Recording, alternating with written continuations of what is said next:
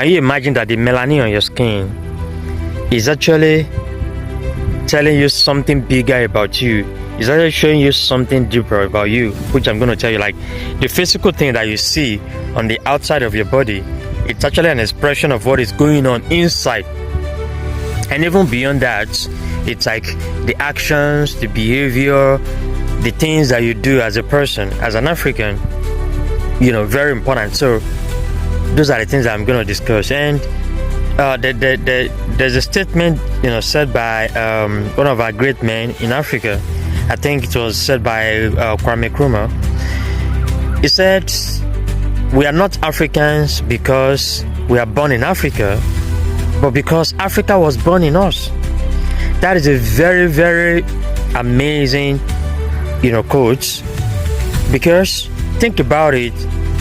Even though you're not born in Africa, but Africa was born in you. And what does that mean? It means that our identity as African is not even dependent on the location. So whether you're born, in Europe or America or Latin America or South America or Asia or wherever, as an African, you've got to identify yourself with Africa. That is very important. That's why I said every African person must embrace their identity. You must embrace that identity. Like, I am an African, and I'm proud of it.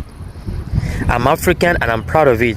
When I talk to some of our people, especially Africans that were taken to other, countries, their forefathers were taken to other countries, and then maybe I meet somebody and I ask, okay, where are you from? I say, for example, I'm from Suriname, I'm from Curacao, I'm from Latin America, I'm from this, I'm from that, and I say, oh, that's good. Like an African, you're an African, you're proud to be an African. I'd be like, oh no, but I'm not African, I'm Surinamese.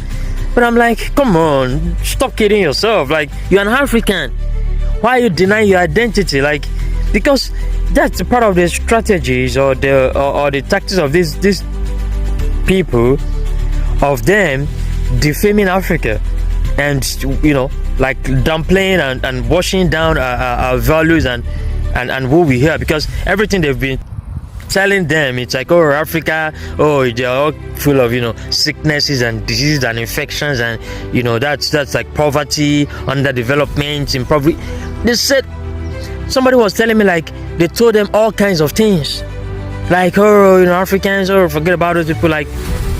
And then so when I see anybody from Africa, or you're talking about Africa, they don't want you to associate them with Africa.